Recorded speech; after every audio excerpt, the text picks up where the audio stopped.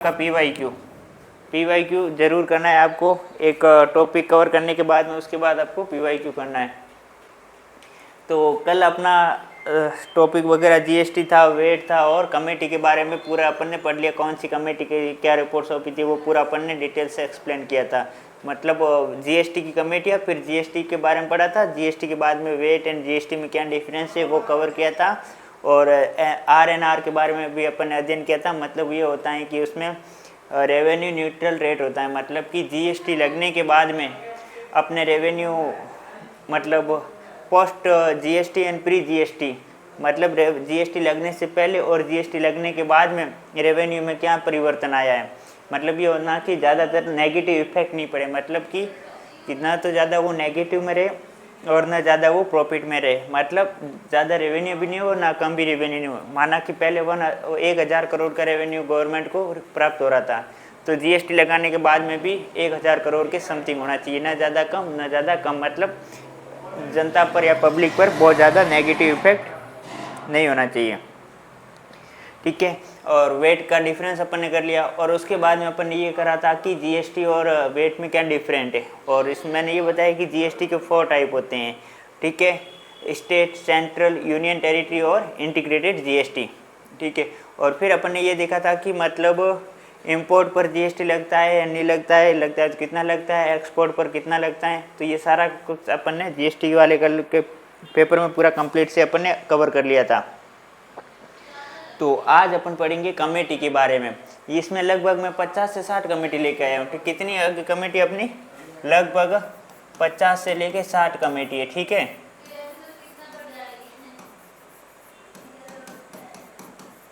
ये इतनी कमेटी है। इन कमेटी के बारे में आपको क्या ध्यान रखना है? सबसे पहले आपको कमेटी का नेम पता होना चाहिए। क्या नेम पता होना चाहिए आपको? ठीक है। और उसके बाद में कमेटी की ने क्या रिपोर्ट सौंपी है, रिपोर्ट क्या है। ठीक है। और उसके बाद में वो सबमिशन डेट क्या है, या फिर आपको ये ध्यान रखना है कि वो कब आई थी, ईयर ध्यान रखना है। ठीक है। तो ये 3 चीज़ें आपको ध्यान होनी चाहिए, क्योंकि इसमें एग्जाम में अपने क्रोनोलॉजिकल टाइप के क्वेश्चन आएंगे और या फिर अपन को ऐसे दे दिए जाएंगे कि इस कमेटी ने क्या रिपोर्ट सौंपी थी। ठीक है। जैसे अपने ब्लैक मनी के बारे में अपन ने अध्ययन किया था ना, कि ब्लैक मनी का सीक्वेंस भी आ सकता है कि कौन सी मतलब ब्लैक मनी से रिलेटेड कौन सी है, या फिर अपन को ऐसे भी पूछ लिया जाएगी कि इनमें से कौन कौन सी ब्लैक मनी क्रोनोलॉजिकल ऑर्डर में रिप्रेजेंट करें, मतलब पहले कौन आई बाद में कौन आई, ऐसे ही पूछ लिया जाएगा। और ऐसा भी क्वेश्चन पूछ लिया जाएगा कि इस कमेटी ने, जैसे माना कि जैसे मैंने कार्डोर का बताया था 1951-52 में आई थी, उन्होंने ये बताया था कि 600 करोड़ का मतलब ब्लैक मनी है, तो वो जीएनपी का कितना था, 6% था। तो इसी प्रकार आप मेजर कमेटियों के बारे में आपको ध्यान होना चाहिए। तो ये अपने टैक्स रिफॉर्म के बारे में जो सारी की सारी कंपनियाँ हैं, कमेटी है ना, वो उसके बारे में आपको लेके आया हूँ। जैसे कल का भी अपना थोड़ा बहुत समझने लायक था, आज तो ओनली फॉर रटाफिकेशन है। मतलब आपको बिल्कुल रटना है कि इतनी कमेटी 50 से 60, सर ये तो मैं नहीं याद कर पाऊँगा, तो इसको मैं कैसे याद करूँ। इसको आपको क्या है 2 से 3 बार रिवीजन करना है। तो अब जैसे अपन एक थोड़ा सा मैं आपको डिटेल में बता देता हूँ ना।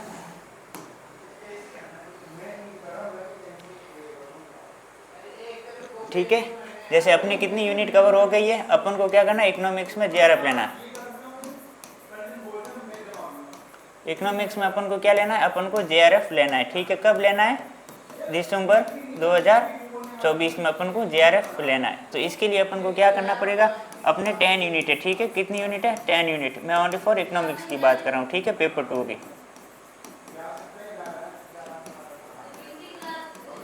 इको की बात कर रहा हूँ। ठीक है। तो इसमें से 10 यूनिट है ना, उसमें से अपने कितनी कवर हो गई, 3 कवर हो गई। 3 कौन सी होगी? सबसे पहले मैंने आपकी एनवायरनमेंट एंड डेमोग्राफी करवाई। ठीक है। और उसके बाद में मैंने कौन सी कराई, आपका मनी एंड बैंकिंग है।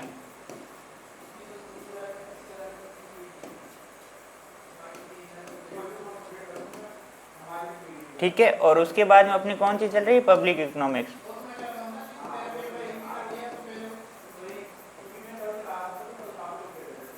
ठीक है। पब्लिक इकोनॉमिक्स चल रही है। ठीक है। तो इसमें आपको क्या करना है, जैसे इन एनवायरनमेंट एंड डेमोग्राफी में तो क्या करना है, पब्लिक गुड्स वगैरह जो भी आप अच्छे से आप कवर कर ले। तो आपको इसमें सबसे इंपॉर्टेंट आपको क्या याद करना है, इसमें सबसे पहले तो आपको लाइफ टेबल के बारे में जो 8 कॉलम है ना वो अभी से कवर कर लेना। ऐसा नहीं है कि ये मैं एग्जाम के टाइम में छोड़ के जाऊंगा, एग्जाम के टाइम में करूंगा। तो एनवायरनमेंट एंड डेमोग्राफी में आपको लाइफ टेबल के बारे में बिल्कुल अच्छे से होना चाहिए, मतलब कैलकुलेशन होना चाहिए। ये मैथ का क्वेश्चन है, ठीक है। और उसके बाद में एरिजनीज जो 3 थ्योरीज थी ना वो आपको ध्यान रखनी है।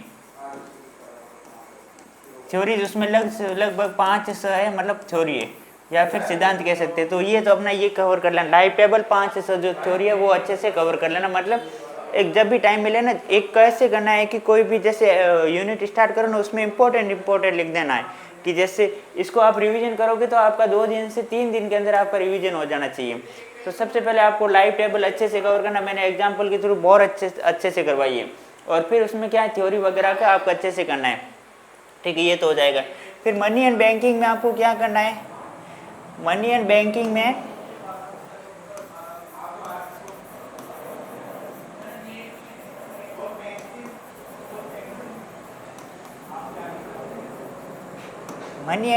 में क्या करना है, सबसे पहले आपको क्या करना है कि मॉनेटरी पॉलिसी के टूल क्या हैं।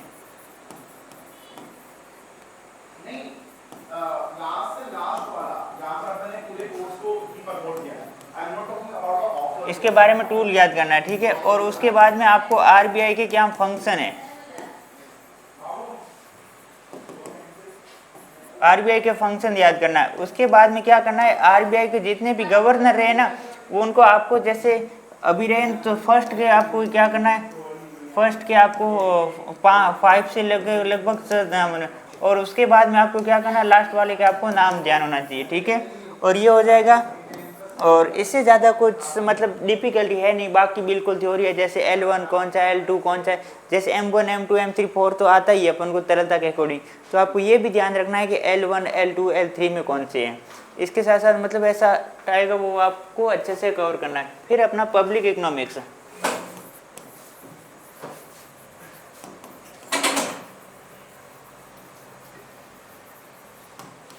पब्लिक इकोनॉमिक्स में मतलब ये है कि जैसे अपने 10 लेक्चर हुए टोटल, तो उसमें ये है कि 5 तो बिल्कुल थ्योरी के हैं, वैसे सारे के सारे थ्योरी के हैं, मतलब वो थोड़ा समझने लायक है। अब जो लास्ट के मेरे 3 लेक्चर है उसमें ओनली फॉर कमेटी वगैरह पूरा रटाफिकेशन है, कौन सी कमेटी कब आई, उसकी क्या रिपोर्ट थी, जीएसटी में क्या डिफरेंट है। तो लगभग ये मान के चलोगे तो अपन अपने पास लगभग 100 से 120 के समथिंग टोटल कमेटियाँ हो जाएगी, वो आपको अच्छे से कवर करना। वो सबसे बड़ी बेनिफिट ये है कि ये आपके लिए एक ही जगह पे है, मतलब इसमें ईयर भी है और आपकी रिपोर्ट कब आई और उसमें रिपोर्ट किसने पब्लिश की, पूरा का पूरा एक ही जगह पे। गुड मॉर्निंग एवरीवन, कैसे हो आप सभी। और तो 3 यूनिट अपने कवर हो जाएगी आज। और अगर आपका कुछ डाउट वगैरह रहेगा तो कल मैं पब्लिक इकोनॉमिक्स की क्लास और लेके आ जाऊंगा, अदरवाइज मैं unit number 1 micro economics cover करूंगा, जो अपने लगभग 20 से 25 क्लास में कवर हो जाएगी। ट्राई ये रहेगा कि अक्टूबर में भी आपके वो फर्स्ट यूनिट कवर करवा दूंगा। और उसके बाद अपन मैक्रो करेंगे तो ये मतलब 2 बड़ी यूनिट और 3 छोटी यूनिट कुल मिला के अपने 5 यूनिट हो जाएगी। बाकी वाली एवरेज यूनिट रहेगी, ना ज़्यादा बड़ी है ना ज़्यादा छोटी है। मतलब जैसे डेवलपमेंट हो गया, इंटरनेशनल ट्रेड हो गया, स्टैटिस्टिक्स हो गया, इकोनोमेट्रिक्स हो गया, ये लगभग 10-10 क्लास या 15-15 क्लास में अच्छे से कवर हो जाएंगे। तो इस प्रकार अपन स्टैटिस्टिक्स करवाए सर। पहले माइक्रो और मैक्रो करवा देता हूँ, उसके बाद मैं स्टैटिस्टिक्स एंड इकोनोमेट्रिक्स करवा देता हूँ, उसके बाद इंटरनेशनल ट्रेड एंड डेवलपमेंट करवा दूंगा। स्टैटिस्टिक्स में अगर आपको मैं माइक्रो मैक्रो का अगर थोड़ा सा कवर नहीं करवाएगा तो आपको समझने में थोड़ी डिफिकल्टी होगी, बाकी मैं करवा दूंगा, मुझे कोई दिक्कत नहीं है। बताइए माइक्रो करवा दूँ उसके बाद में स्टैटिस्टिक्स करवाऊँ या फिर पहले स्टैटिस्टिक्स करवाया जाए।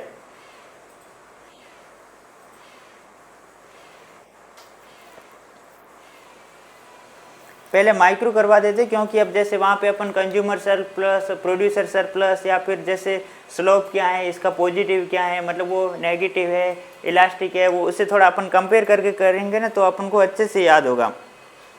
माइक्रो एंड मैक्रो अच्छा कोई टीचर ने नहीं करवाया, तो अपन स्टैटिक्स से स्टार्ट करते पहले क्या। एक बार सभी कमेंट करके बताएं, अगर आप कहोगे तो मैं कल से स्टैटिक्स कवर स्टार्ट करवा दूंगा।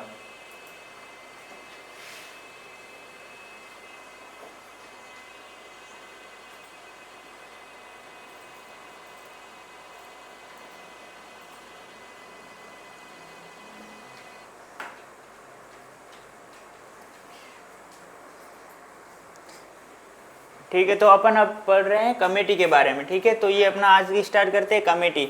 सबसे पहले ये कमेटी का नेम है, रिपोर्ट है और उसके बाद ईयर लिखा हुआ है। इसमें लगभग 60 से 70 के समथिंग कमेटी है। एक बार मैं आपको रीड करके बता देता हूँ, बाकी आपको अच्छे से याद कर लेना है। टैक्सेशन इंक्वायरी कमेटी, अच्छा ये टैक्सेशन इंक्वायरी कमेटी ये कौन सी कमेटी का नाम है? मथाई कमेटी। तो मतलब ये मथाई एक पर्सन का नाम है, उनके नाम पर ये मथाई कमेटी पड़ गया, नाम रखा गया है। और इन्होंने रिपोर्ट अपनी कब पब्लिश की थी? 1926 में इन्होंने रिपोर्ट पब्लिश की। और फिर ये हिल्टन यंग कमीशन, ये सभी को बताएं कि ये आरबीआई से रिलेटेड है, मतलब आरबीआई की स्थापना इस कमेटी के अकॉर्डिंग हुई है। और फिर कार्वे कमेटी, ये village and small scale industry, जैसे आपको ये पूछ लिया जाएगा कि कार्वे कमेटी किससे रिलेटेड है, तो आपको बताना है कि village and small scale industry से रिलेटेड कौन सी कंपनी है? कार्वे कमेटी है। और इन्होंने रिपोर्ट कब पब्लिश की थी? 1955 में इन्होंने रिपोर्ट पब्लिश की थी। इंडियन टैक्स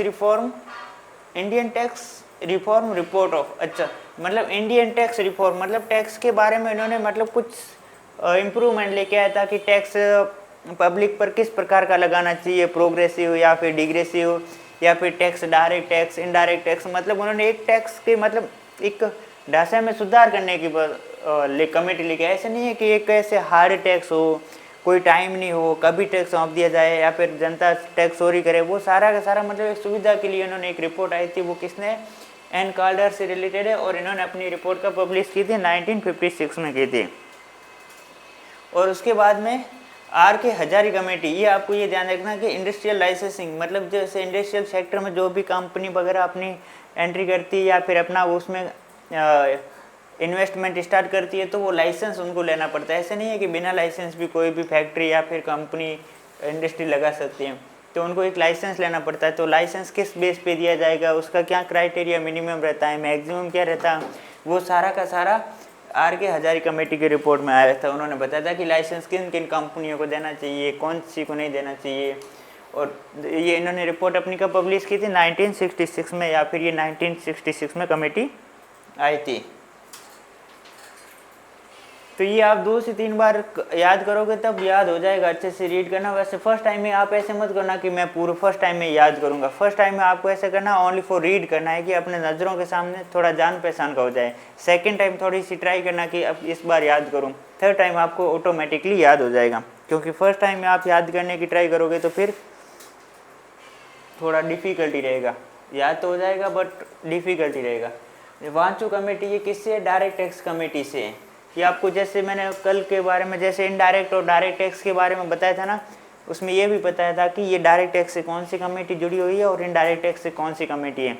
तो हालांकि जैसे ये एक साथ इसलिए लेगा, मतलब ये एक वांचू कमेटी के बारे में अपने पूरा देख लिया था, और उसके बाद में इनडायरेक्ट टैक्स से कौन सी कमेटी जुड़ी हुई है ये आपको ध्यान होना चाहिए। जैसे Wanchoo committee direct tax inquiry committee है, और इन्होंने अपनी रिपोर्ट कब जारी की थी? 1970 में की थी। और तो मुझे कमेंट करके बताएं इनडायरेक्ट टैक्स से कमेटी कौन सी? एल के झा कमेटी कौन से टैक्स से जुड़ी हुई है? इनडायरेक्ट टैक्स से, ठीक है। और दांडेकर कमेटी किससे? ये first systematic assessment of poverty, मतलब ये पॉवर्टी से रिलेटेड है। कौन सी कमेटी है? दांडेकर कमेटी। जैसे सचिन तेंदुलकर कमेटी हो गई, मतलब वो प्लेयर नहीं, मतलब एक उनके नाम से, मतलब ये होता है जो भी कमेटी का जिसका अध्यक्ष होता है ना, उनके नाम से कमेटी के नाम रख दिया जाता है। जैसे सचिन तेंदुलकर, आपको ये लग रहा होगा कि वो क्रिकेटर के नाम में नहीं, मतलब ये इकोनॉमिक्स भी थे, उनका अध्यक्ष था, इसलिए उनका ऐसा नाम पड़ गया। और बहुत से लकड़वाला कमेटी वगैरह ये सारी की सारी पॉवर्टी से रिलेटेड थी। और जैसे यहाँ पर है ये दांडेकर कमेटी, और इन्होंने फर्स्ट असेसमेंट ऑफ पॉवर्टी के बारे में किया था, और इनकी रिपोर्ट कब आई थी? 1971 में, 1971 में आई थी। फिर ये राज कमेटी, ये taxation of agriculture wealth and income, ये मतलब आपको ऐसे पूछा जाएगा कि कौन सी कमेटी एग्रीकल्चर सेक्टर से रिलेटेड है, तो आपको ध्यान रखना है कि राज्य कमेटी एग्रीकल्चर सेक्टर से रिलेटेड है। टंडन कमेटी, ये रिपोर्ट ऑफ वर्किंग कैपिटल, मतलब वर्किंग कैपिटल से रिपोर्ट से संबंधित कौन सी कंपनी है? टंडन कमेटी। और झा कमेटी, मैंने अभी आपको बताया था कि इनडायरेक्ट टैक्स से कौन सी कमेटी जुड़ी होती है? इनडायरेक्ट टैक्स से कौन सी कमेटी है? झा कमेटी। और वांचू कमेटी किससे रिलेटेड है? डायरेक्ट टैक्स से। तो ये आपको थोड़ा अभी से याद रखें। और फिर झा कमेटी अपनी इनडायरेक्ट टैक्स से आ गई। ये कब आई थी? 1976 में आई थी। और ये आपको ये देखना है कि डायरेक्ट टैक्स से कमेटी कब आई थी? वो आई थी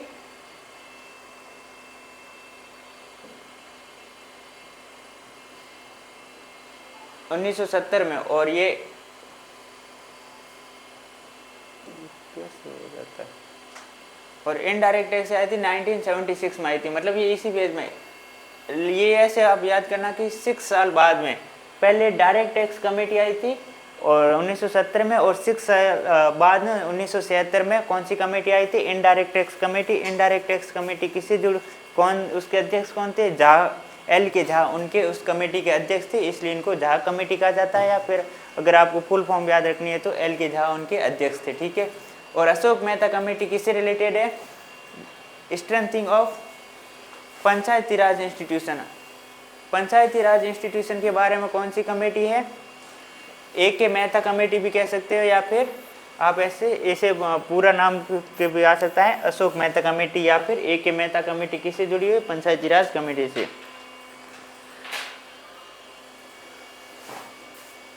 और शिवरमन कमेटी, शिवरमन कमेटी बहुत फेमस कमेटी है क्योंकि ये नाबार्ड की जो स्थापना हुई थी उनकी सिफारिश किसने की थी? शिवरमन कमेटी ने की थी।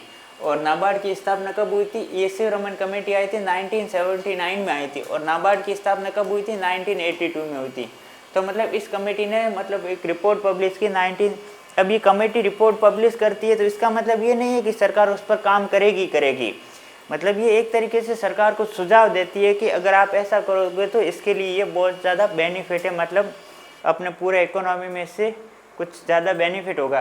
तो जैसे अपन देख सकते हैं शिवरमन कमेटी ने अपनी रिपोर्ट कब पब्लिश की थी? 1979 में की थी। और उसके लगभग 3 साल या 4 साल बाद में नाबार्ड की स्थापना की गई थी। और उन्होंने अपनी रिपोर्ट में ये बोला था कि नाबार्ड की स्थापना करो, और जिससे क्या होता है कि एग्रीकल्चर सेक्टर में नाबार्ड का विशेष फोकस एग्रीकल्चर सेक्टर में ही रहता है, ना कि शहरी सेक्टर में या फिर जो इंडस्ट्रियल सेक्टर में होता है। उन्होंने ये बोला था कि जो ग्रामीण क्षेत्र के लोग हैं या फिर जो एग्रीकल्चर सेक्टर में इंडस्ट्री है उनको क्या है कि लोन प्रोवाइड करवाओ, जिससे क्या है कि जो अपने उस टाइम में क्या है कि इकोनॉमी ज़्यादातर किस पे डिपेंड थी? एग्रीकल्चर सेक्टर पे। अभी तो चलो इंडस्ट्रियल सेक्टर धीरे धीरे सर्विस सेक्टर पर ज़्यादा डिपेंडेंट होती जा रही है, मतलब उनका शेयर परसेंटेज काफ़ी इंक्रीज होता जा रहा है। तो उस टाइम में उन्होंने मतलब एग्रीकल्चर सेक्टर पे उन्होंने काफ़ी रिफॉर्म करने के बारे में सुझाव दिया था। तो फिर सरकार ने इनकी रिपोर्ट मानकर मतलब इनकी वो कमेटी की सिफारिश को मानकर उनको लागू करने के लिए काम भी किया था। और उसका ही परिणाम है कि नाबार्ड की स्थापना हुई थी। कब हुई थी? 12 जुलाई 1982 में इस्टेब्लिश किया था। और ये ट्रैफिक कार्ड क्या होता है? ये कमेटी और रिव्यू और arrangement of institution of agriculture and rural development. मतलब ये है कि ये ट्रैफिक कार्ड है ना, ये नाबार्ड से भी जुड़ा हुआ होता है। मतलब ये एक संस्था कह सकते हो आप, मतलब ये किसी कमेटी वगैरह नहीं है ना। ट्रैफिक कार्ड किससे? शिवरमन कमेटी से जुड़ा हुआ है। मतलब ये सारा किससे देखता है? एग्रीकल्चर एंड रूरल सेक्टर, मतलब कृषि और ग्रामीण क्षेत्र के बारे में पूरा का पूरा ये कवर करता है। और ये सरकार या कमेटी ये किससे जुड़ी हुई थी? ये सेंट्रल स्टेट रिलेशन के बारे में। अब ऐसे नहीं है कि सारी कमेटी कोई एग्रीकल्चर से रिलेटेड देगी या फिर कोई इंडस्ट्री सेक्टर से देगी, कोई लाइसेंस वगैरह से देगी। कुछ कमेटी ऐसी भी आएगी मतलब अपने राज्य और सरकार के केंद्र सरकार और राज्य सरकार की रिलेशन देखेगी। अब रिलेशन का मतलब ये नहीं है कि इनके बीच में लड़ाई झगड़ा चल रहा है। यहाँ पर रिलेशन का मतलब है कि जो सरकार को, राज्य सरकार को और केंद्र सरकार को रेवेन्यू रिसीव होता है और टैक्सेस के थ्रू या income tax, direct indirect tax, GST, किसके भी थ्रू उनको रेवेन्यू प्राप्त होता है। जैसे केंद्र सरकार को ज़्यादा रेवेन्यू प्राप्त होता है, तो फिर इस कमेटी ने ये बोला कि अब किसी भी राज्य के साथ भेदभाव नहीं करोगे। मतलब ऐसे नहीं, जैसे मैं लाइक एग्जांपल दे देता हूँ, जैसे अभी बीजेपी की सरकार है तो वो आंध्र प्रदेश और बिहार के मतलब 2 राज्यों से मिलके एक गठबंधन से सरकार बनी है। तो इनका मतलब ये नहीं है कि जो केंद्र सरकार है इन 2 राज्यों पर भी ज़्यादा बजट देगी। हालांकि इस बार तो थोड़ा कुछ किया है, लेकिन बाकी वालों स्टेट को भी बहुत मतलब फंड एलोकेशन बहुत ही इक्वली डिस्ट्रीब्यूट किया जाता है। तो ये एक इन्होंने ऐसे बोला कि मतलब सेंट्रल स्टेट का जो रिलेशन होता है, मतलब बजट हो गया, जो एक बाकी प्लानिंग हो गया या फिर जो योजना वगैरह आता है, उनका सबका उनको इक्वली बेनिफिट मिलना चाहिए। तो ये सरकार या कमीशन की रिपोर्ट थी। तो आपको ये ऐसे रिलेट करके याद करो, अच्छे से याद हो जाएगा। अब केलकर कमेटी क्या है? अब मैंने कल आपको ये बताया था कि केलकर कमेटी ब्लैक मनी से भी जुड़ी होती है। तो working group of regional rural bank, और ये ऐसा नहीं है कि एक अध्यक्ष हो गया वो एक कमेटी से में आ गए फिर दूसरी सेकंड कमेटी में नहीं आ सकता है। अब कभी कभार होता है, जैसे आरबीआई का गवर्नर हो गया, जैसे अपन ने अरविंद पनगाड़िया जी को अभी किसमें 16वें वित्त आयोग के अध्यक्ष बनाए, तो इनको इतनी बड़ी रेस्पॉन्सिबिलिटी दी है। तो इससे पहले ये किसी भी बड़े पोस्ट पर बिल्कुल थे, या फिर नीति आयोग में थे, या फिर बहुत किसी बड़ी पोस्ट पर थे, या फिर किसी इकोनॉमी में, मतलब बड़े बड़े डिपार्टमेंट में वो वर्किंग कर रहे थे।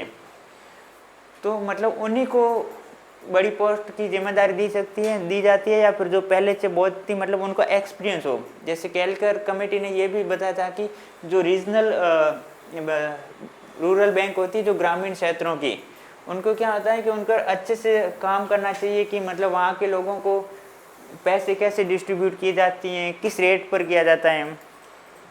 अब जो ग्रामीण क्षेत्र में बैंक होगी तो इसका मतलब ग्रामीण क्षेत्र में लोन कौन लेगा? वहाँ के मतलब जो किसान वगैरह होंगे वही लोन लेंगे।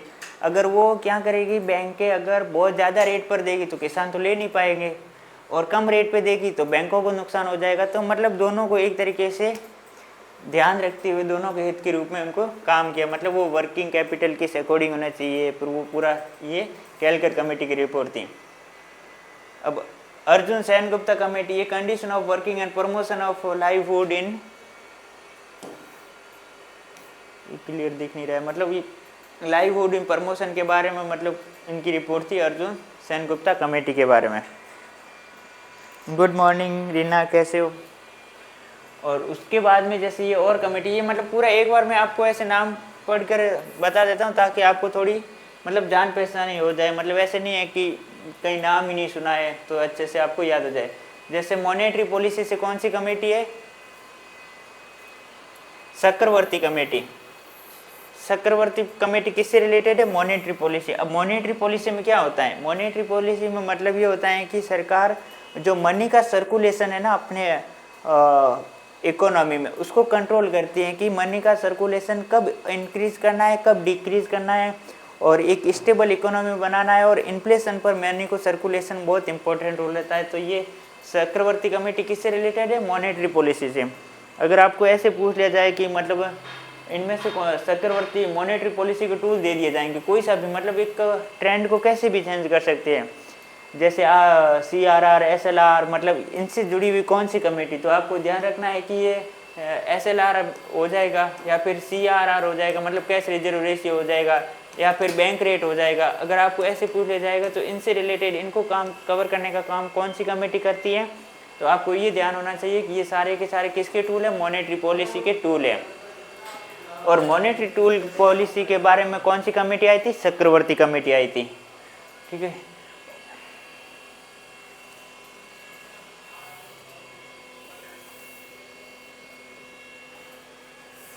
ये कौन सी कमेटी है? नागुल समिति कमेटी है, पता नहीं, क्लियर दिख नहीं रहा है। और ये किससे जुड़ी हुई है? मनी मार्केट से जुड़ी हुई कमेटी है। तो ये काफ़ी कमेटियाँ है। जैसे खुसरो कमेटी किससे जुड़ी होती है? एग्रीकल्चर क्रेडिट रिव्यू कमेटी से। जैसे नाबार्ड भी किससे जुड़ी हुई कंपनी थी? एग्रीकल्चर सेक्टर से। तो एग्रीकल्चर क्रेडिट रिव्यू मतलब क्रेडिट के बारे में जो रिव्यू होता है, जैसे जनता को या फिर पब्लिक को जो लोन वगैरह अपन ने क्रेडिट दिया है उनका रिव्यू करने के लिए भी कमेटी है। तो आपको ध्यान रखना है कि खुसरो कमेटी किससे जुड़ी होती है? एग्रीकल्चर सेक्टर में क्रेडिट रिव्यू से रिलेटेड कौन सी कंपनी? खुसरो कमेटी है।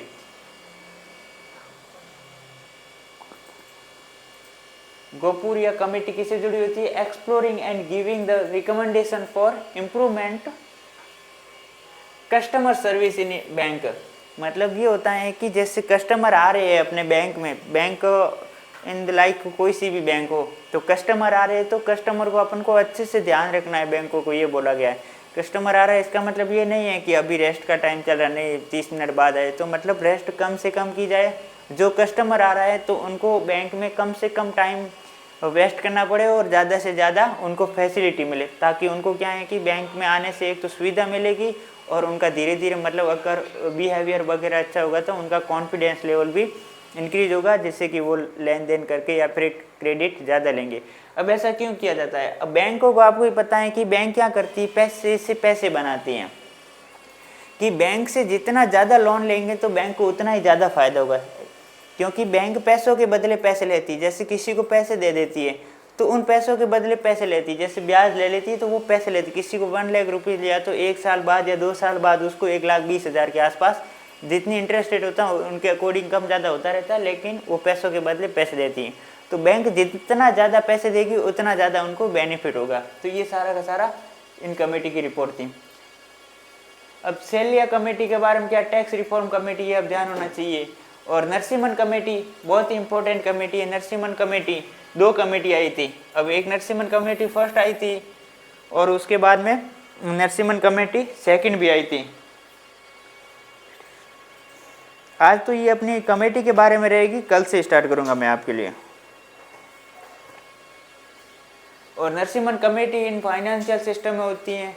और रंगराजन कमेटी है डिसइन्वेस्टमेंट ऑफ पब्लिक सेक्टर। अब डिसइन्वेस्टमेंट का मतलब क्या होता है? एक इन्वेस्टमेंट होता है और एक डिसइन्वेस्टमेंट होता है।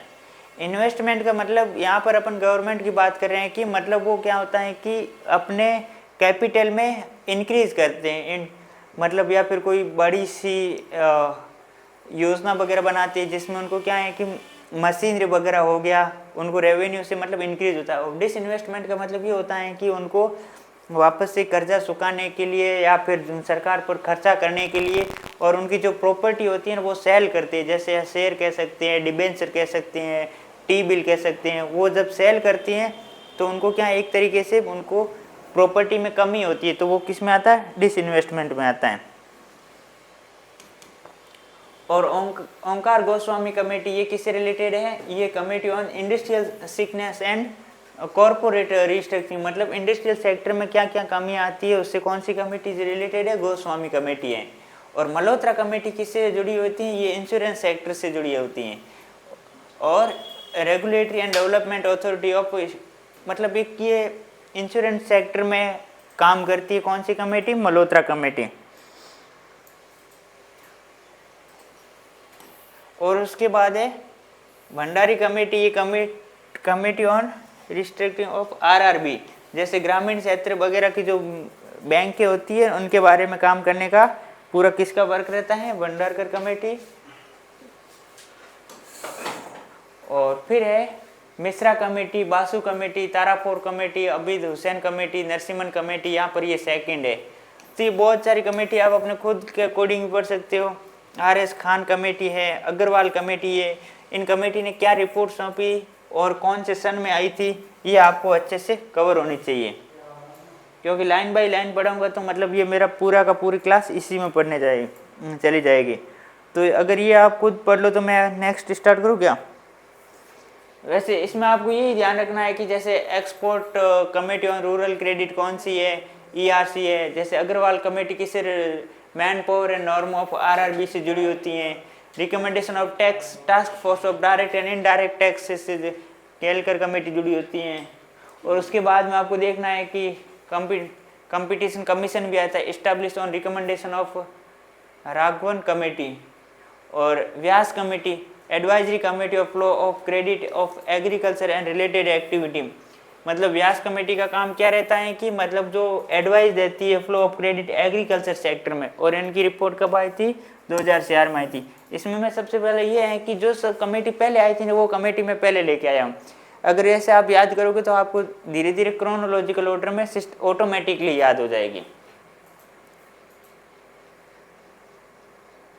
फिर सेकंड तारापुर कमेटी, जैसे नरसिम्हन कमेटी 1 और 2 आई थी, इसमें आपको ये ध्यान रखना है कि फर्स्ट कब आई, सेकंड कब आई, उसमें क्या मेजर उनके फंक्शन थे, मतलब उन्होंने बैंकों के बारे में क्या बताया था, अदर के बारे में क्या बताया था, वो सारी की सारी इंपॉर्टेंट आपको ध्यान रहता है। जब दीपक पारक कमेटी हो गए, NS मालेगाम कमेटी हो गए, ये माइक्रो फाइनेंस के बारे में काम करती है। कौन सी?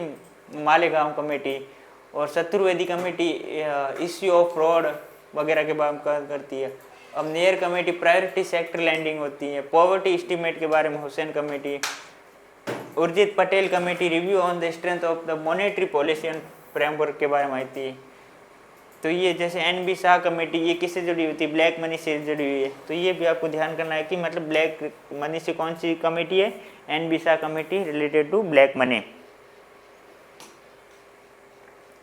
तो ये सारी की सारी कमेटी लगभग 70 से 100 के समथिंग पूरी कमेटी में आपके लिए लेके आ गए। इससे बाहर कुछ नहीं जाएगा। मतलब अगर इतनी आपको याद हो जाएगी, अगर इससे बाहर भी कोई कमेटी आएगी तो लगभग आप एलिमिनेशन करके क्वेश्चन को अच्छे से कर सकते हो। ये हमें आपके लिए लेके आए। इसका मतलब ये नहीं है कि जब से अपना इंडिया फ्रीडम हुआ अभी तक इतनी कमेटी आई हैं, लेकिन ये एग्जाम पॉइंट ऑफ व्यू से बहुत इंपॉर्टेंट है। इससे बाहर क्वेश्चन आने के चांसेस बहुत कम है। आज तक कभी ऐसा इनसे बाहर क्वेश्चन आया नहीं है। तो अब अपन ये जो अपने इम्पोर्टेंट है ना, काफ़ी जिससे थोड़ा अंदर से डीपली क्वेश्चन आता है, वो मैं कमेटी लेके आया हूँ। जैसे एल के झा कमेटी, ठीक है। ये एल के झा है जो RBI के पूर्व गवर्नर भी थे। तो इन्हीं के नाम पर मतलब एक कमेटी आई थी, ये इन कमेटी के अध्यक्ष थे और ये RBI के पूर्व गवर्नर थे। और एल के झा कमेटी किससे जुड़ी है? अप्रत्यक्ष कराधान जांच समिति, मतलब इनडायरेक्ट टैक्स रिफॉर्म के रिलेटेड है। और इनकी रिपोर्ट कब आई थी? 1967 में आई थी। तो इनमें आपको ये देखना, जैसे ये मैं डिटेल में लिखा, इसका मतलब ये थोड़ा ही कि आपको सभी का सभी याद होना चाहिए। एक बार एक रीड कर लेना, याद हो तो भी ठीक है, नहीं हो तो ट्राई करना कि याद हो जाए। मतलब डिटेल सारी की सारी कमेटी हो, जैसे 120 कमेटी के, तो अगर आप याद करने बैठ जाओगे इस कमेटी की क्या रिपोर्ट थी, इनमें क्या मेजर सिफारिश करने की ट्राई किया था, तो वो सारी की काफ़ी डिफिकल्टी हो जाएगा, ठीक है। तो ये अंतिम उत्पादों पर शुल्क संरचनाओं को नियुक्ति संगत बनाया जाए ताकि प्रकृति हासिल की जाए। मतलब rationalization of duty structure of final products that progressive could be achieved। और कच्चे माल को शुल्क दरों में युक्ति संगत बनाया, जैसे रो मटेरियल आता है, मतलब कच्चा माल आता है, तो इतना नहीं कि मतलब उस पर कहाँ पर टैक्स लगाना चाहिए। मतलब हर एक प्रोडक्शन के स्टेज पर टैक्स नहीं लगाना चाहिए, लेकिन टैक्स पे टैक्स नहीं लगाना चाहिए। जैसे मान लो टैक्स पे टैक्स कैसे लगता है मैं बताऊँ। जैसे एक कोई गुड्स है या फिर वो 100 रुपये की आती है शुरुआती में, ठीक है, मतलब रो मटेरियल, फिर वो थोड़ा सा और फाइनल गुड नहीं बनता है, लेकिन वो बनता है, फिर वो उनका प्रोडक्शन प्रोसेस चलता है, तो वो मान के ना कि 200 रुपये हो गए। फिर ये होता है कि 200 रुपये पर जो टैक्स लगेगा ना, तो मतलब 100 रुपये तो प्रिंसिपल है और 100 रुपये तो टैक्स है, तो मतलब दोनों मिला के 200 रुपये हो गए। अब उनको 100 रुपये पर टैक्स लगाना चाहिए, ना कि 200 रुपये पर टैक्स लगाना चाहिए। मतलब टैक्स पे टैक्स लगाए तो फाइनल जब अपने पास कोई भी गुड्स आएगी उनकी वैल्यू बहुत ज़्यादा बढ़ जाएगी। तो ये इनकी सारी रिपोर्टें वगैरह थी। और सरकार ने 1986 तक कोई पहल नहीं की, मतलब ये ऐसे जनरली कि मतलब 86 और 1986 में मोड वेट योजना शुरू की थी। अब मैंने जैसे कल आपको पढ़ाया था कि वेट और GST के बारे में पढ़ाया था, तो यहाँ पर मोड वेट की फुल फॉर्म क्या है? मॉडिफाइड वेट होता है। वैल्यू वेट का मतलब होता है वैल्यू एडेड टैक्स, और यहाँ पर फुल फॉर्म इसकी अगर आप ध्यान रखना चाहो, MOD, modified value added tax, ये इसकी फुल फॉर्म है। ये कब लागू किया था? 1986 में। कौन सी कमेटी है? जहाँ कमेटी किससे जुड़ी है? इनडायरेक्ट टैक्स कमेटी से जुड़ी हुई है। और मूल्य अनुसार शुल्क लगाने का प्रयास किया गया, लेकिन उत्साह की कमी रही। मतलब इसमें कमेटी की रिपोर्ट आई थी, मतलब उन्होंने क्या है कि मॉडिफाइड वैल्यू एडेड टैक्स लाने की ट्राई किया था, लेकिन इनकी कुछ ग्राउंड लेवल पर अच्छे से ये इम्प्लीमेंटेशन नहीं हो पाई थी। मतलब जितना इनका वो रिजल्ट, इनकी अनुमान थी कि अगर इतना पूरा अगर इनको इम्प्लीमेंटेशन कर देंगे तो अपन को इतना अच्छा रिजल्ट मिलेगा, लेकिन वो रिजल्ट के अनुरूप नहीं रही, फिर भी काफ़ी अच्छी रही। विशिष्ट शुल्कों के मूल्यानुसार दरों में परिवर्तन करना, ये इनके सारे काम थे।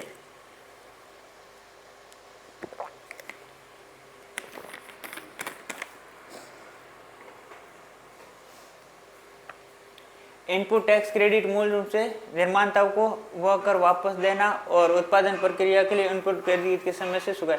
अब इनपुट क्रेडिट के बारे में मैंने कल आपको GST कवर करा था, उसमें मैंने अच्छे से डिटेल करवाया है कि इनपुट क्रेडिट सिस्टम क्या होता है। और वैल्यू एडेड टैक्स के बारे में भी कल मैंने अच्छे से कवर करवा दिया है। और मैन्युफैक्चर मैन वेट वगैरह, input tax credit basically credit back to manufacture of the, मतलब ये इनपुट में यही होता है कि उनको अगर ज़्यादा टैक्सेस वगैरह लिया जाता है तो उनको बेनिफिट में या सब्सिडी में वगैरह में वापस से रिटर्न हो जाएगा। इस सिफारिश को 1986 में मतलब एक पार्शियल रूप से, आंशिक रूप से लागू किया गया था। पार्शियल का मतलब ये होता है कि कंपनी, उस कंपनी की रिपोर्ट को टोटली या फिर फुली इम्प्लीमेंट नहीं किया था, मतलब एक आधी अधूरी रिपोर्ट को माना था, मतलब जो सरकार को लगा ये सही है वो गलत है उन्हीं को लगा। इसे मॉडरेट कहा गया था। मॉडरेट मतलब मॉडिफाइड वैल्यू एडेड टैक्स है, शुल्क मूल्य संवर्धन देता, लेकिन ये केवल सुनिश्चित इनपुट और निर्माता वस्तु पर सीमित था। इनपुट क्रेडिट का दावा करने के लिए इनपुट और निर्माता के बीच में सीधा संबंध होना चाहिए। 1996 में तक कवरेज का विस्तार किया गया था। ये कमेटी की मेन मतलब आप एक बार रिपोर्ट पर रीड कर लोगे ना, तब आपको कमेटी तो ऑटोमेटिकली याद हो जाएगी। तो मतलब अगर आपको नहीं भी समझ में आए या फिर याद करने में डिफ़िकल्ट भी रहे, तो अगर ये कमेटी के बारे में आप पूरा पढ़ोगे ना, तो आपको एक जो मिनिमम आपको याद रखना होता है ना, वो आपको इजीली याद हो जाएगा। अगर आप इतना करोगे तो जैसे कि एल के झा कमेटी किससे जुड़ी हुई, तो आपको डायरेक्टली याद हो जाएगा, मतलब सीधे सीधे ये हो जाएगा कि अप्रत्यक्ष कर से जुड़ी हुई है। ये मॉडिफाइड वेट टैक्स लेके आया था, जो कब आया था 1986 में आया था, और ये कमेटी पार्शियली लागू की गई थी और फुली इम्प्लीमेंटेड नहीं की गई थी। और जितना सरकार कमेटी रिजल्ट चाहती थी उतना उनको अच्छा रिजल्ट नहीं मिला था। अब राजा सैलिया समिति की सिफारिश, अब ये कब कमेटी आई थी, इनकी कर सुधार में जुड़ी हुई, मतलब टैक्स एक अच्छा खासा होना चाहिए। अच्छे का मतलब, बेस्ट का मतलब ये नहीं है कि टैक्स बढ़िया होना चाहिए, ज़्यादा होना चाहिए, मतलब यहाँ पर टैक्स रेट कितनी होनी चाहिए, जो मतलब एक ऑप्टिमम टैक्स रेट होनी चाहिए, ना तो ज़्यादा होनी चाहिए ना तो बहुत कम होनी चाहिए, मतलब एक ऑप्टिमम लेवल पर होनी चाहिए। और इनकी 1981 में आर्थिक सुधारों के बाद, अब ये 1991 में एक आर्थिक सुधार हुआ था। वो क्यों हुआ था, वैश्वीकरण क्यों हुआ था। वैश्वीकरण के टाइम अपने प्रधानमंत्री मनमोहन सिंह थे, उनका उस टाइम अपने ये था कि मतलब जैसे अपन ने उस टाइम फंड कहाँ से लिया था, IMF से लिया था।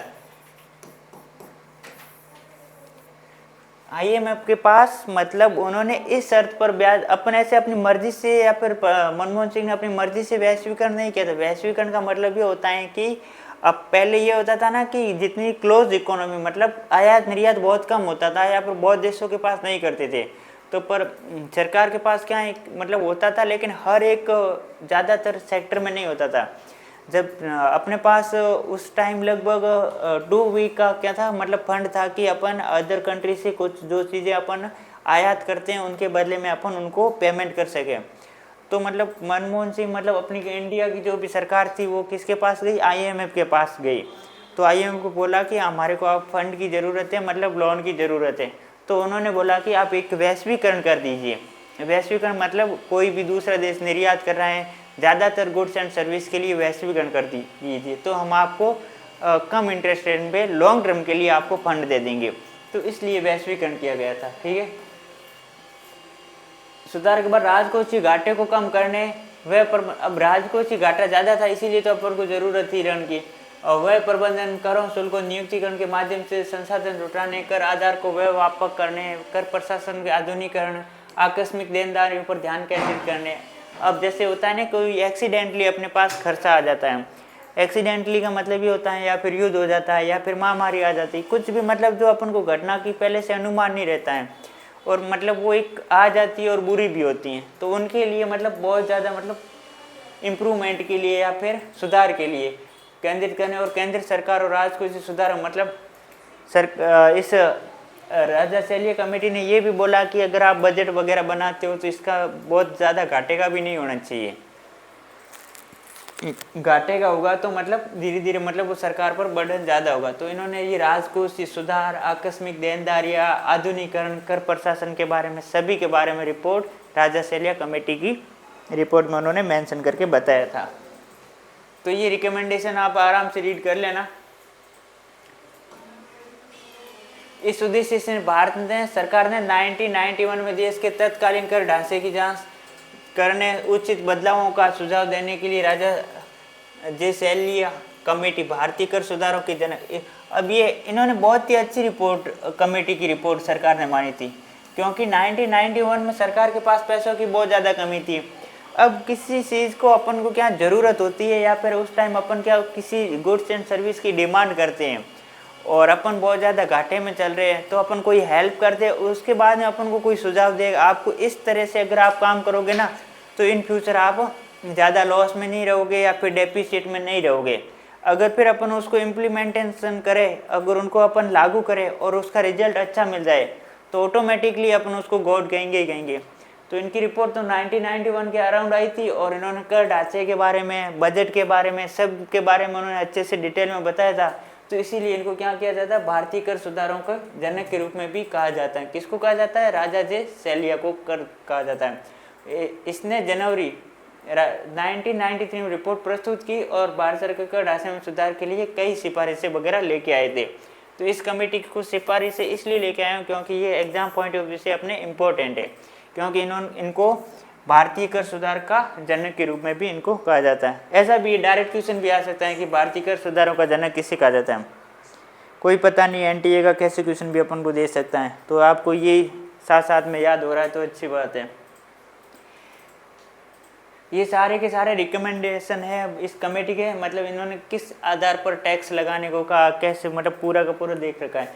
अब सीमांत कर दरों को कम करके उचित व्यक्तिगत कर प्रणाली में सुधार, कॉर्पोरेट कर दरों में कमी, सीमा शुल्क को कम करके आयातित इनपुट की लागत को कम करना चाहिए और शुल्क दरों की संख्या में कमी, उनका युक्तिकरण, उत्पाद शुल्क को सरल बनाना, मूल्यवर्धित टैक्स प्रणाली के साथ एकीकरण वगैरह, ये सारी इनकी रिपोर्ट, इन्होंने ये काम बोला था। अब सेवा क्षेत्र में वैट प्रणाली के अंतर्गत कर दायरे में लाना, ये वैट होगा, ठीक है। और कर आधार का विस्तार करना। अब ये कर आधार का विस्तार का मतलब क्या होता है? एक कर की दर में विस्तार करना होता है। जैसे कर अपन कोई लगा रहे हैं इनकम टैक्स पर, मान लीजिए कर लगा रहे हैं 10%, तो वो एक टैक्स इंक्रीज हो रहा है। कर आधार का मतलब ज़्यादा गुड्स पर टैक्स लगाना या ज़्यादा सर्विस पर टैक्स लगाना, तो वो कर आधार में वृद्धि हो गया। और कर सूचना और कंप्यूटरीकरण का निर्माण, मतलब कर स्ट्रक्चर के बारे में अपन को पता होना, कर प्रशासन की गुणवत्ता में सुधार भी होना चाहिए। ऐसे नहीं है कि टैक्स कलेक्ट तो बहुत कम हो रहा है, उससे ज़्यादा अपन को टैक्स कलेक्ट करने वालों पर खर्चा कर रहे हैं, और जो टैक्स कलेक्ट करने वाले जा रहे हैं वो भी टैक्स की चोरी कर रहे हैं, मतलब टैक्स ज़्यादा ले रहे हैं लोगों से, सरकार को कम दे रहे हैं। तो मतलब एक गुणवत्ता का सारा इम्प्रूवमेंट इसमें लागू होना चाहिए। ये इनकी रिपोर्ट थी।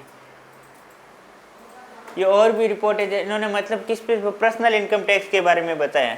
अब अगर आप ये पूरा पर्सनल इनकम टैक्स के बारे में रीड करोगे ना, जैसे इन्होंने ये बताया, recommendation of reduction of the top marginal rate 40% and adoption of 3 tier slab, मतलब इन्होंने 3 टियर स्लैब बताया था। कितने?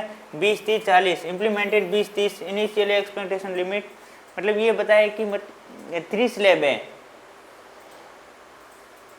20, 30 लागू किया गया। आरंभिक सीमा मतलब 1991 में 22,000 रुपये से बढ़ाकर 2007 में 1 लाख रुपये तक कर दी। स्लैब की संख्या 4 घटाकर मतलब 3 कर दी गई। पहले कितनी थी? 20, 30, 40 थी, और उन्होंने घटाकर मतलब स्लैब की संख्या कितनी कर दी गई थी? आपको ये ध्यान होना चाहिए कि 20, 30, 10, 20, 30, 40 पहले थी, और इन्होंने राजा सैलिया ने कितना बताया कि टैक्स की स्लैब कितनी कर देनी चाहिए? 3 कर देनी चाहिए। कितनी? 10, 20 और 30। जैसे अपने जीएसटी अभी है ना, उसमें टैक्स स्लैब कितनी है सारे कमेंट करके बताएं। कल ही मैंने आपको बताया था उसमें टैक्स स्लैब कितनी है और कौन सी गुड्स कौन सी टैक्स स्लैब में आती हैं। 5, 12, 18, 28, 0, ये टोटल कितने, एक बार कमेंट करके बताएं। तो ये इन्होंने ये पर्सनल टैक्स के बारे में बताया था। तो ये आपको अगर याद हो जाए तो अच्छी बात है, मतलब एक बार थोड़ा सा इन्फॉर्मेशन के बारे में ध्यान रख लेना कि मतलब 4 से 3 करने का काम किसने किया? राजा सैलिया ने किया था। कौन सी हटाई थी? 40 हटाई थी, 10, 20, 30 इन्होंने रखा था। अब ये वेल्थ टैक्स के बारे में इन्होंने क्या बताया था?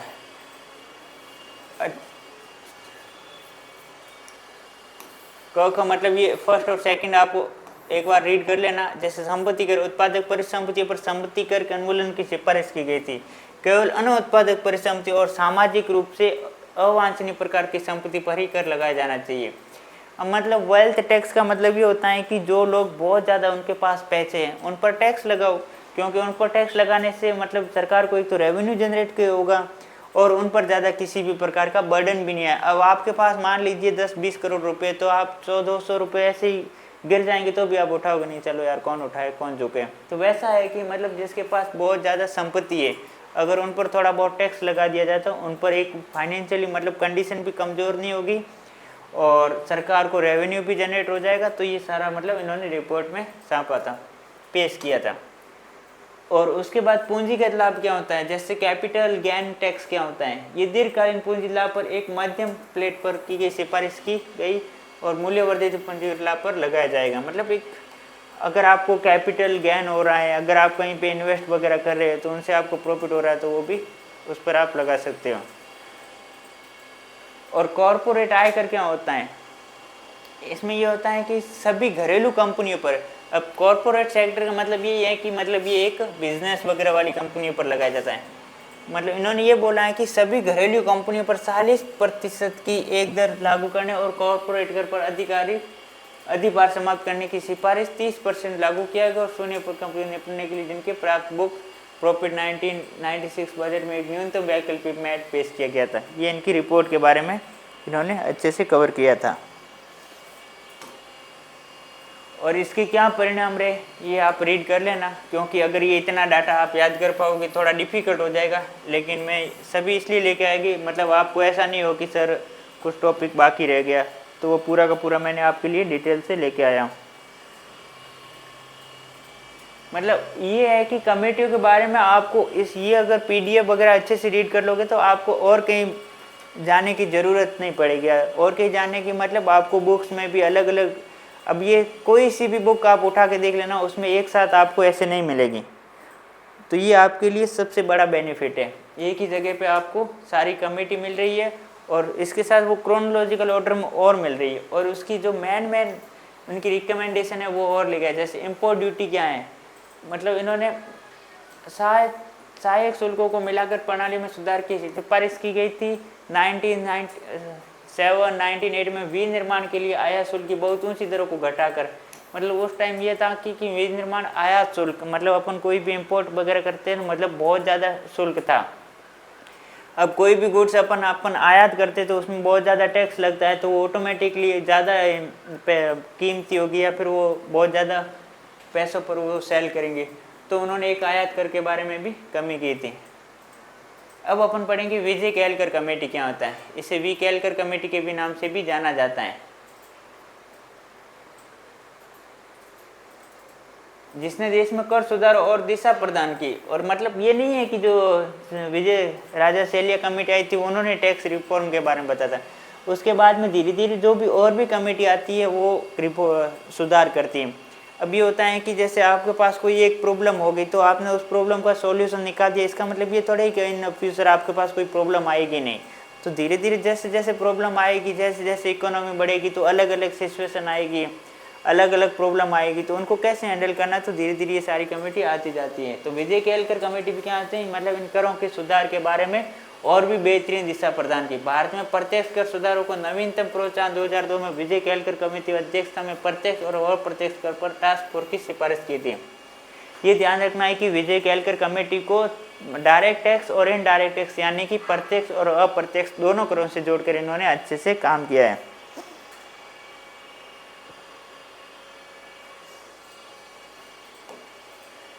और प्रत्यक्ष करों से संबंधित टास्क फोर्स मुख्य गठन किया था। मतलब ये एक रिपोर्ट आप रीड कर लेना, लाइन बाय लाइन है, मतलब कुछ ज़्यादा डिफिकल्ट है नहीं। मतलब इसकी कौन सी रिकमेंडेशन थी। अब जैसे प्रत्यक्ष कर प्रशासन क्या होता है, कर देता से को गुणवत्ता और मात्रा दोनों को बढ़ाया जाना चाहिए और करदाताओं को बैकलॉग को साफ करने के लिए विभाग को डेटा विशिष्ट कार्य को आउटसोर्स करना चाहिए। इंटरनेट और ईमेल के माध्यम से आसान पहुंच प्राप्त करें। मतलब प्रत्यक्ष कर जैसे ले रहे हैं तो अपन को उसको इंटरनेट या फिर ईमेल के द्वारा उनको सारी इन्फॉर्मेशन दे और सभी नागरिकों को कवर करना चाहिए। ऐसा नहीं है कि जो अपना पक्ष का है या फिर उन पर अपन टैक्स नहीं लगाए, मतलब जो भी इनडायरेक्ट टैक्स के दायरे में आते हैं उन सभी को अपन पर टैक्स इम्पोज करना चाहिए और टैक्स कलेक्ट करना चाहिए। और इन्होंने भी व्यक्तिगत कर के बारे में पूरा अच्छे से एक्सप्लेन किया है कि जैसे करदाताओं को सामान्य श्रेणी के लिए छूट सीमा 1 लाख रुपए तक की वर्दी और विशेष नागरिकों और विधवाओं के लिए और अधिक छूट की।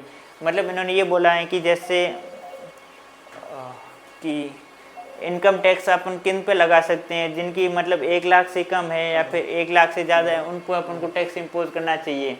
और ये तो जनरल लोगों के लिए था। अगर ये होता है कि जो लोग वृद्ध होते हैं या फिर जो विशिष्ट नागरिक मतलब एजेड पर्सन होते हैं या फिर जो विशिष्ट होते हैं, उनको और भी अधिक अपन क्या मतलब सरकार वगैरह छूट दे सकती है। और सब्सिडी वगैरह भी ये आपको अच्छे से एक बार रीड कर लेना।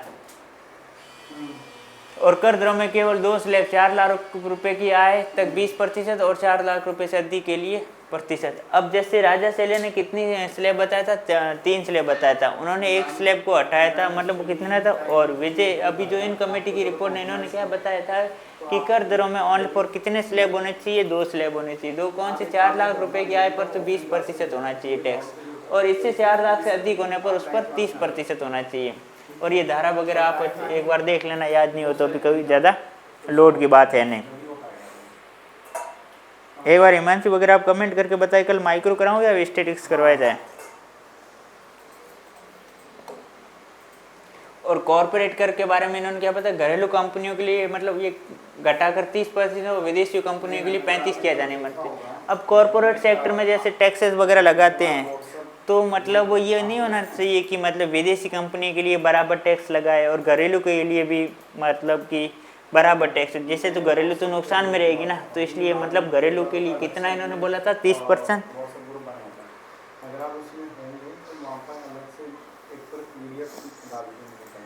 और मतलब ये है कि ये आपको याद हो तो भी ठीक है, मतलब ये एक रिपोर्ट है कि मतलब एक बार रीड कर लेना, आपको ऐसा लोड में नहीं लेना है कि सर इतनी बड़ी अपन को याद हो रही है नहीं हो रही है, एक बार अच्छे से कवर करना है। और म्यूचुअल फंड के अल्पकालीन पूंजीगत लाभ ब्याज दरों से प्राप्त आय म्यूचुअल फंड के हाथों में एक मतलब ये थोड़ा आपको एक अच्छे से वेल्थ टैक्स के बारे में रीड कर लेना। और फिर नरसिम्हन कमेटी प्रथम है, जैसे इसके बारे में क्या रिपोर्ट थी, नरसिम्हन समिति 1991 में आई थी, कौन सी आई थी, फर्स्ट आई थी, ठीक है। ये माना कि वाणिज्य बैंकों के वित्तीय संसाधन आम जनता से आते हैं। अब जो वाणिज्य बैंकों के जो वित्तीय संसाधन होते हैं ना, commercial bank financial resources come from the general public, ये मैंने पहले अभी बताया था कि बैंकों को ज़्यादातर बेनिफिट किससे होता है, पब्लिक से होता है, क्योंकि वो पब्लिक जितना लोन लेगी उतना ही जनता को बैंकों को बेनिफिट होगा और क्रेडिट क्रिएशन भी होगा। क्रेडिट क्रिएशन मतलब साख का निर्माण होगा। अब साख का निर्माण मतलब मनी का धीरे धीरे फॉर्मेशन होगा कि मतलब ब्याज पे जो पहले 1 लाख रुपए थे अब वो ब्याज होके 1,20,000 हो गए, तो मतलब 20,000 रुपये जो है कि मनी क्रिएशन हो गया, ठीक है।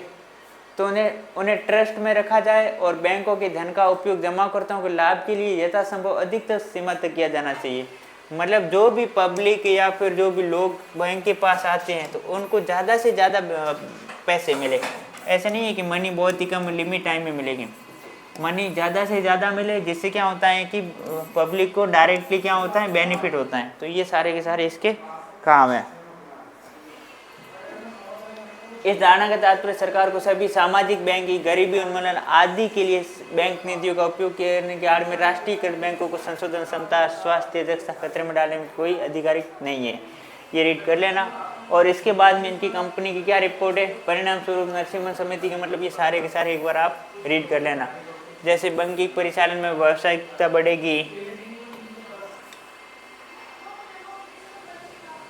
और इनकी सिफारिशें क्या थी, इन्होंने क्या बोला था, SLR कितना होना चाहिए, CRR कितना होना चाहिए। तो ये इसीलिए मैंने आपको पहले मनी एंड बैंकिंग कराया था कि CRR क्या होता है, SLR क्या होता है, ठीक है। इन्होंने ये बताया कि समीक्षाओं तरलता SRR नकदार अनुपात के उच्च अनुपात में कमी की सिफारिश की। ये आपको ध्यान रखना है कि नरसिम्हन कमेटी ने क्या थी, उन्होंने CRR SLR को कमी करने की सिफारिश की थी। समय से दोनों अनुपात बहुत अधिक से, उस समय SLR पहले SLR कितना था, SLR 38% था और CRR कितना है, 35% था।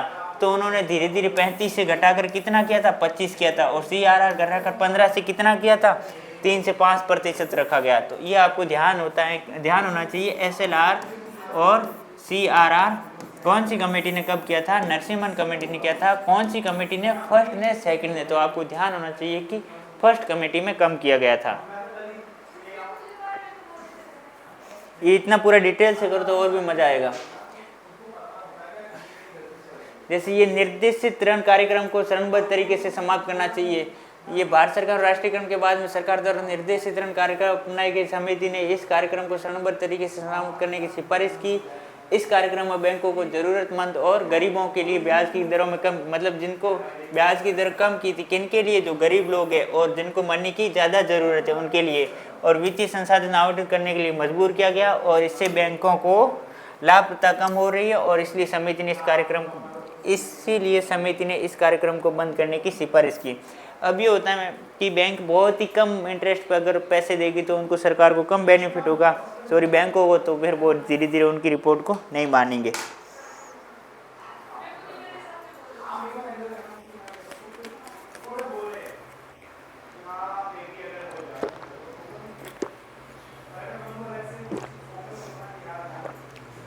अब ब्याज दर के निर्धारण के बारे में भी आप ये रीड कर लीजिए, इसमें ज़्यादा कुछ समझने लायक है नहीं। और उसके बाद में अपन बैंकिंग क्षेत्र का संरचनात्मक, मतलब structure recognition of banking sector के बारे में भी उन्होंने बताया था कि बैंकिंग सेक्टर में रिफॉर्म वगैरह किस टाइप से होने चाहिए।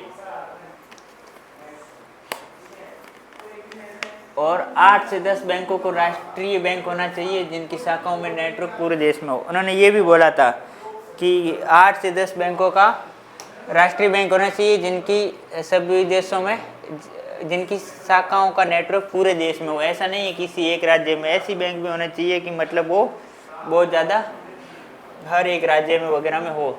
और इसके साथ ये थोड़ा वगैरह रीड कर लेना, बहुत सिंपल सा था, मतलब अपन कमेटियों के बारे में बहुत अच्छे से कवर किया था।